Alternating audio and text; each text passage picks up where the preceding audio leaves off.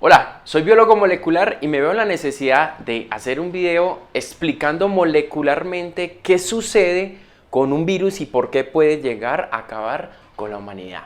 En realidad no me gustan las malas noticias, pero tengo que explicar a través de la biología celular cómo es que un virus es capaz de llegar a producir una lisis celular e incluso la muerte. Resulta pasa que, teniendo en cuenta que ahora mismo existe este brote de coronavirus, resulta pasa que los coronavirus fueron llamados coronavirus porque un científico en el microscopio miró la estructura del virus y encontró que tenía una especie de corona. Entonces le llamó coronavirus.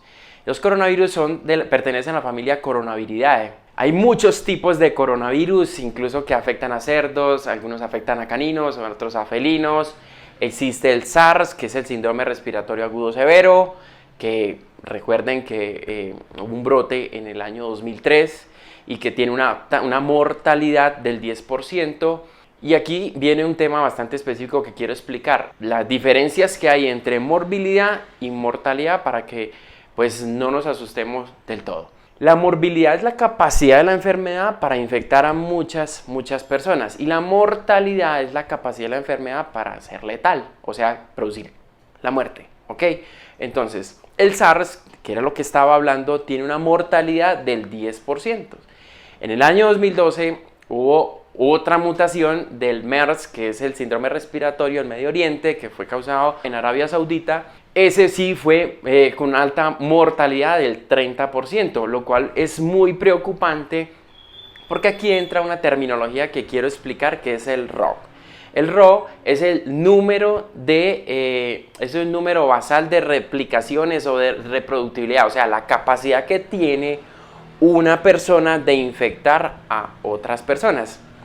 Por ejemplo, en el caso de sarampión, una persona infectada tiene la capacidad de infectar entre 15 y 18 personas. O sea, que tiene una morbilidad demasiado alta. En el caso del SARS, tiene un RO de 2.5, o sea que tiene la capacidad tuvo la capacidad de infectar una persona a 2 personas más. En este caso, en el caso del coronavirus, tiene un RO de más o menos 2 a 3.1. Quiere decir que su morbilidad es alta, sí, es muy alta, ¿sí? En este momento van 9.934 casos de enfermos, pero casos muertos 213 personas hasta el día de ayer. Entonces tiene ese RO de 2 a 3.1, así que si hablamos en cuanto a números es alrededor del 2 al 3% de mortalidad. Entonces no es un número tan elevado. Entonces entremos en materia. Los virus tienen una capacidad, recuerden que ellos tienen una cápside y dentro de la cápside tienen su material genético que es de DNA o RNA. Ellos utilizan la maquinaria de la célula para poderse replicar y sacar viriones o partículas virales. Entonces les voy a explicar paso a paso qué sucede y por qué sucede. Entonces existen las dos fases que pueden tener los virus. Uno que es la fase lisogénica y el otro que es la fase lítica. En la fase lisogénica existen 3 pasos, que es la adherencia, o sea, cuando se adhiere a la célula huésped. Por ejemplo, en el caso del coronavirus es cuando se adhiere a esas células endoteliales no ciliadas en los bronquios. Primero se adhieren.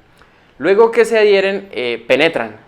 Y después de que penetran, entonces en la fase lisogénica, ellos se quedan ahí quieticos, en fases lisogénicas. ¿Qué pasa?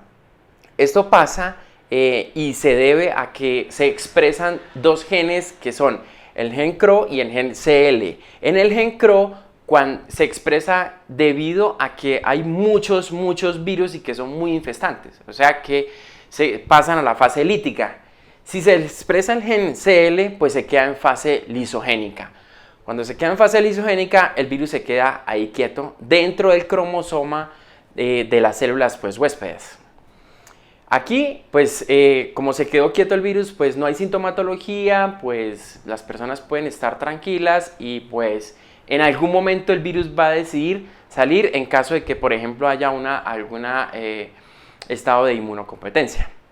La fase lítica es la fase crítica, o sea, en las personas que son inmunocompetentes o en las personas que son propensas a que les dé esta enfermedad, en esta fase lítica es crítica y acá hay 5 pasos. Entonces, la primera que es la adherencia a esa célula endotelial no ciliada en los bronquios.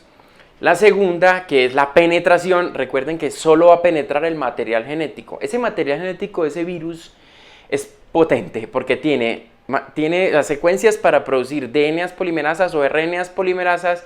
Incluso algunos virus tienen la capacidad de producir su misma RT, o sea, la retrotranscriptasa, producir cadenas de RNA y llevarlas a cDNA o DNA complementario para que los ribosomas de la célula exista esa transcripción. ¿Listo? Entonces, es muy importante estas fases líticas porque son las críticas.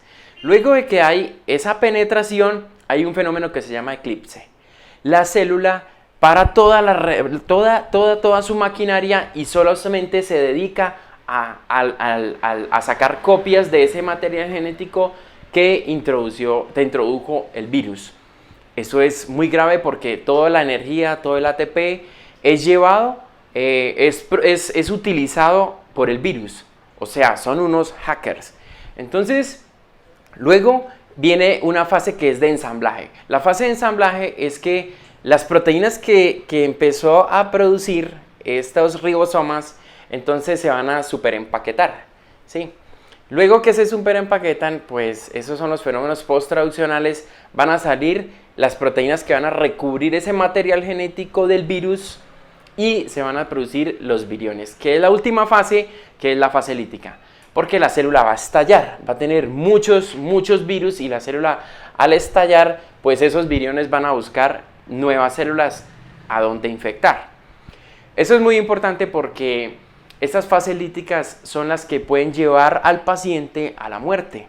Entonces, después de que nosotros tengamos esas fases líticas, pues depende ya la capacidad de infectar esos nuevos viriones a nuevas células para que se convierta en una pandemia. Entonces, en este caso estamos hablando de que una persona puede transmitirle este coronavirus a entre 2 y 3.1 personas. ¿Me explico? Es una tasa, es un número que es un promedio que se hace, lógicamente.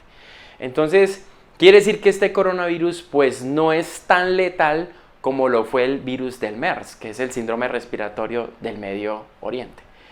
Entonces, ¿cómo nosotros prevenimos que nos infectemos? Entonces, recuerden que cuando una persona estornuda, expulsa alrededor de 5.000 gotitas de saliva. De esas 5.000, 3.000 podrían llegar ahí a estar cargadas de virus. 3.000, o sea, que es mucho. Entonces, como son 3.000 partículas, esos por vía respiratoria, pues nosotros los podemos ingerir y llegar hasta esas células que son los blancos, ¿cierto? Entonces, ¿qué pasa? ¿Cómo les voy a explicar en este video cómo estornudar? Por Dios, porque es que no solamente es con coronavirus.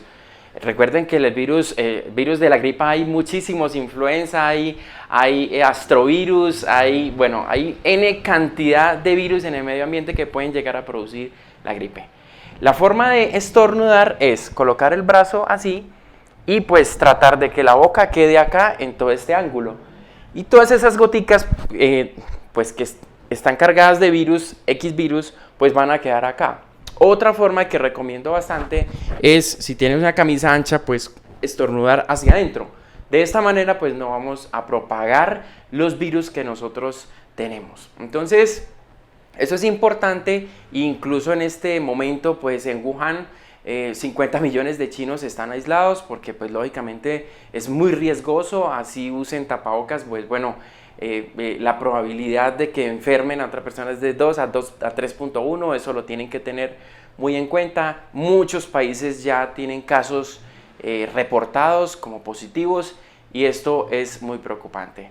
Importante que nuestro sistema inmunológico esté arriba, así que tomar mucha vitamina C, muchos vegetales y algo importante porque recuerden que esos reservorios del coronavirus son los camellos, posibles serpientes y confirmado en murciélagos. Así que es importante que pues no tratemos de no comer estos animales en la mayoría de los casos. Es mejor no comerlos.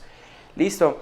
Esto importante que pues compartan los conocimientos, dejen sus comentarios en este video. Para mí es un placer transmitirles esta información. Y un dato que se me olvida: en este momento ya China está produciendo una vacuna a base de RNAs mensajeros. Incluso también hay unos prospectos de RNAs de interferencias para contrarrestar estas fases líticas del virus. Así que pues los felicito y ojalá puedan salir adelante de esta epidemia.